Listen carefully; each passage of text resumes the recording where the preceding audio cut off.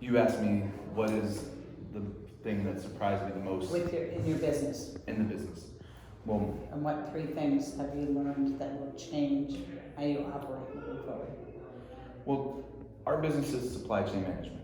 So the business that what we've learned out of this in the supply chain world, pre-COVID and post-COVID, is that the norm will never be the norm again.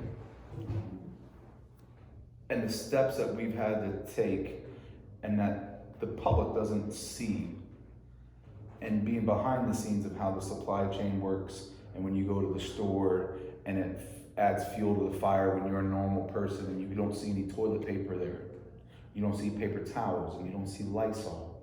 Well, there's a reason why when you're in supply chain that you understand that, but what happens is it creates a bigger scare on the other side.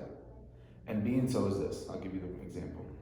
What happens is when you have these companies that are making toilet paper, they're tooled for a certain way. The lines are made to make toilet paper on a roll that big. And that's how they do it. They bang them out. Not everybody's at home, so there's not a lot of the toilet paper. Everybody's at work. Well, at work, it's a lot bigger roll, and it's a lot heavier cardboard. So when everyone's at home now, the restaurant's closed, they have all that tooling, so they have to change the whole line and the whole process. As they have products still coming in from all around the world in the supply chain to that, to make that, to do that, and do everything. Take that times that by chicken, by everything else. So the biggest thing I've learned about is the need more for supply chain management and how it is a key factor in everything, because now, post-COVID, those people, now that the restaurants are opening, the hospitality industry is opening again, they spent 2 months or a month retooling the lines and changing and pivoting to fit chicken and produce and all these things that you don't have readily available. Well, now restaurants are opening up, the hospitality industry is opening back up, so now they have to retool those lines again and now go back from this to that, and then to start that engine all over again. So there's the need more for real data, real supply chain, is what I've learned a lot from this pre-pandemic and post-pandemic of COVID, and the necessary of real data to back it up.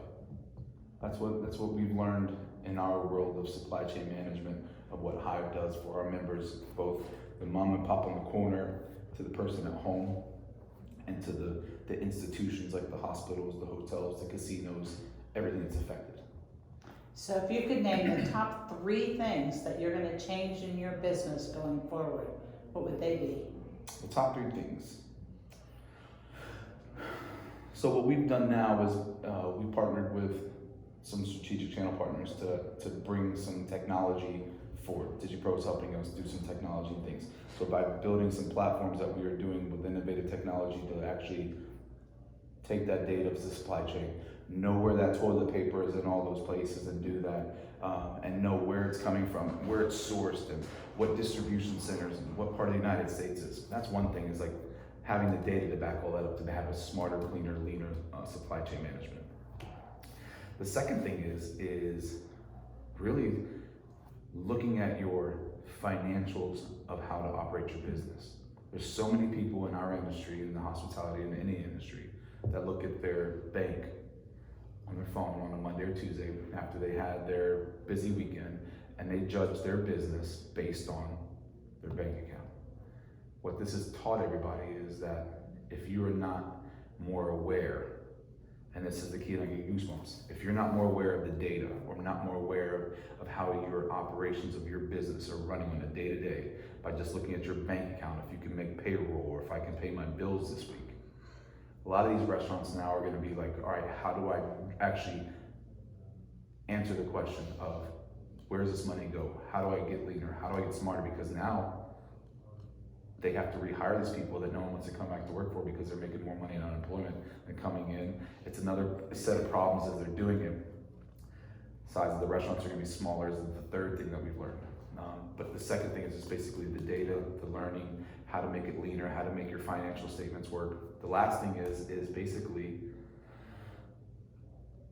what is the size of the restaurant? What a lot of these owners and operators did now with this post-social distancing is that what the norm was is that this 2,500 square foot restaurant, I knew I had to have 75 seats. I had to turn it 2 times. Well, now with 6 feet of distancing, I lose a third of my seats. What's that new number? All right, cool, that's a great number. Now I have to turn in 3.5 times instead of 2.5.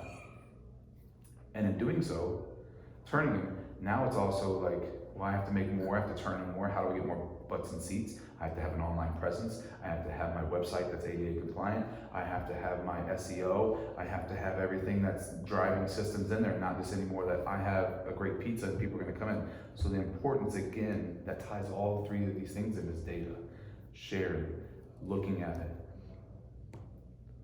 breaking down the data that you get, how many seats I have to do. With the new limitations on the size of my restaurant, what do I have to do to break even? There's formulas out there for this stuff. It's, it's like your cost over goods minus your mixed costs divided by your variable cost divided by a factor. That gives you your break even of how many hamburgers I have to sell. Every restaurant owner is gonna learn that more now. If they didn't, they had 2 months to fix it. I think those are the three biggest things. It's all gonna come down to the information and the data that's in front of them, how we break it down, how we eat it in bite-sized chunks where we can ingest it. So basically, it's how do you eat an elephant one bite at a time. Yeah. What does HIVE HOV offer? So HIVE VOC offers the HIVE VOC offers contracts for one, 17 billion in purchasing from one of our channel partners, 25 billion in purchasing from another. So we have contracts, we have rebates, we have things like that to like do your supply. Beyond that, we have contracts on everything that a business does, from their gas, to their DirecTV, to their websites, to their Wi-Fi, to their marketing, to their print, to their merch, everything that they do.